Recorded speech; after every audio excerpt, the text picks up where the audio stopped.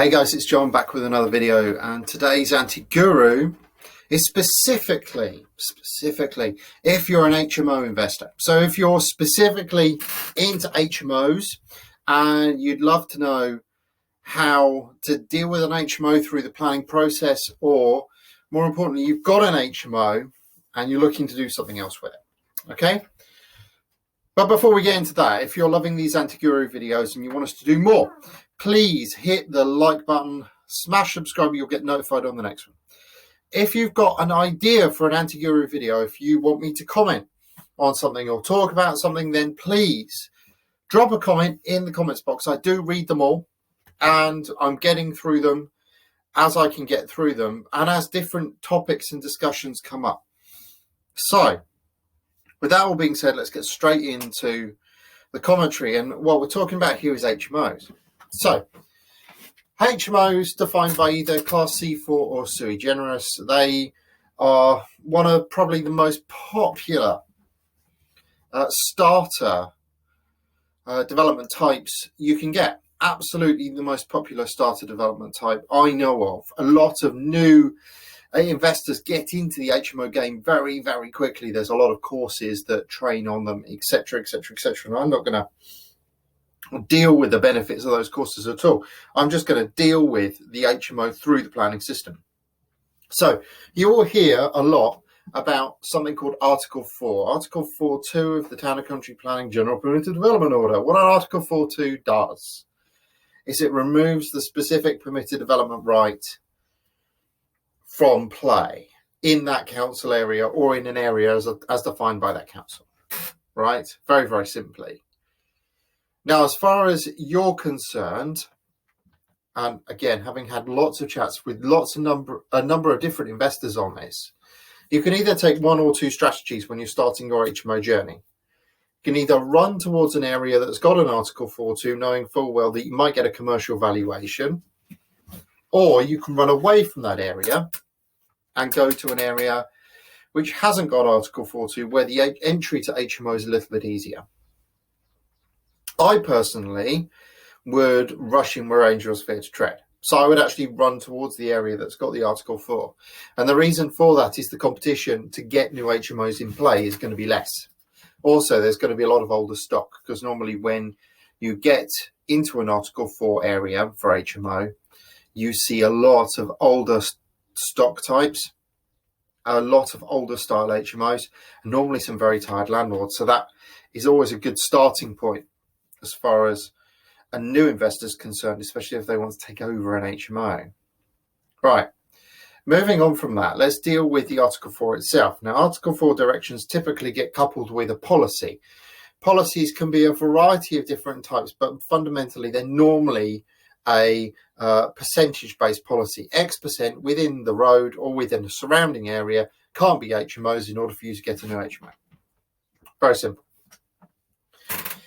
So you check that percentage, you check it on the licensing list, do a few other checks. Zoopla is a good starting point, because they always tell you, normally it's D rating or E rating for VOA for council tax banding for HMOs. You end up doing those checks, doing your calculations, hoping they're right, whacking the planning application in, and hopefully get granted. Great, perfect. But what if you're in an Article 4 area where there is no planning permission, where it's an old HMO and you got the HMO before the Article 4 came in?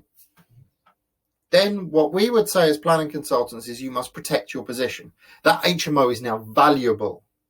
And because it's valuable, you need to try and protect it in some way. Now, the way we normally do that is via what's called a flexible use permission. Now, flexible use permissions have been around since the donkeys were kicking around, since the dinosaurs, right? And what they're there to do, and they were originally designed for industrial development, specifically in speculative industrial parks, where the end user was not known, but anything in B1, B2 or B8 would be fine. They were transposed over to HMOs when we lost our permitted development rights in Article 4 areas. So what you do is you go and get a flexible use permission. And the flexible use is from HMO to house and back again. Because what the council have done by the Article 4 is remove the and back again part. You've got an HMO, good. Yeah. But you want to protect that in some way. You can't apply for planning permission for just an HMO. The council will turn it back and say you don't need it. So you need to get a planning permission, something on the books that saves essentially that use. And the way to do that is the flexible use permission. C4 to C3 and then back again, restoring the permitted development right. As most Article 4 directions only work in one direction. They only work C3 to C4. They don't do the and back again part. They don't remove that section. So you don't need planning permission for that, but you always need planning permission to go from C3 to C4. So once you've got that flexible use permission, that saves the HMO effectively for 10 years. So that's like a big save button. You've put it into storage for 10 years. Once you've got that, you can then start messing around with it. So by messing around with it, you can do permitted development extensions because you've saved the use, you preserved the primary use. You could go for a sui generis HMO without contest in the main by the council on whether or not it is an HMO in the first instance, because you've got that saving permission inside of the planning history. That's why getting these saving permissions is so important. And then you can jump it. You could go up to sui gen. Now, we always apply for HMOs in stages. We try and utilise the step approach, even in Article 4 areas. Because if we're doing the step approach, then we're putting our clients at least risk. The alternative to Article 4 is non-Article 4. Some say that that is a lower risk option. I would actually say it probably isn't. And I'm going on experience here.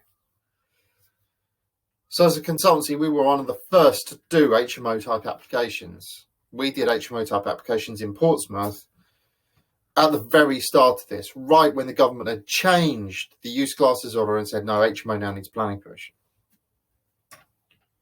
So what happens? Well, you go to a non-Article 4 area and you go and buy a house. And you get it on a buy-to-let mortgage, quite happy, and then you convert it to an HMO. No problem with that. You're using your permitted development rights. That allows up to 6 persons. Remember the HMO use itself is governed on the number of people, not on the number of bedrooms. That is such a common fallacy. But it's governed on the number of people, not the number of bedrooms.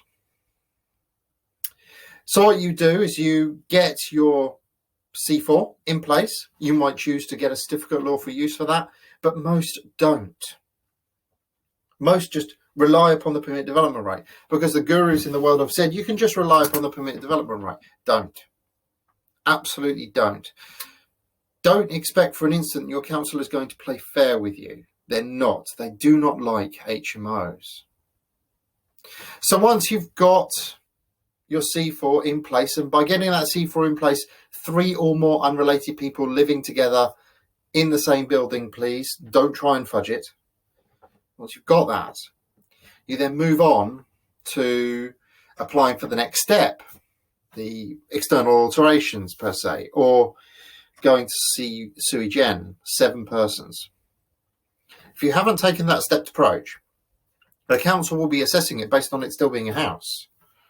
And they'll be making the judgment of a 3-bedroom house going to like a 7-bedroom house. Lots of noise, lots of disturbance, lots of they don't like. That's why you take the step. If you're in an area without Article 4, there's unlikely to be a policy. And we see a lot of these councils defaulting back to noise and disturbance principles that have long since been ruled inappropriate for a 7-bedroom HMO. But because they don't have any policy, they don't have any rules, they're essentially defaulting back to earlier standpoints for things like housing conversions. So it's not always easier being outside of an Article 4. Now, there's something like 45 authorities in the country that have Article 4 against HMOs. And unfortunately, there is no national list. We maintain a list somewhere in the bowels of the offices that we're not allowed to get to at the moment. But the important thing is, do not be afraid to do an HMO inside an Article 4. It could actually be beneficial for you. If you get it right and you become essentially a preferred applicant with the council, and they do exist, there are applicants council like, then you're going to get an easier ride whenever you put one in, and everyone else is going to be looking at you and saying, well, how come he can get an HMO and I cannot, or she can get an HMO and I cannot? That's the importance of model making. Now, we've built a model to try and help people along. We've called it our victory model, and you can download it and just go to our website, download it, tpexpert.org/downloads. Go get it. It's yours, free. Enjoy. Any questions on it, just give us a call. But off the back of that, utilize that victory model, verify, utilize it, get through that model and see if we can make HMOs work, even in an Article 4 area. If you've loved this video and you think this video is relevant to you and you want more of the same, then please drop a comment in the box and I will read it, I'll answer it, I'll have a look at it. I would love to hear what you guys want next on the Anti-Guru. I've been John McDermott. Like, subscribe, comment. See you next time. Stay safe, stay well.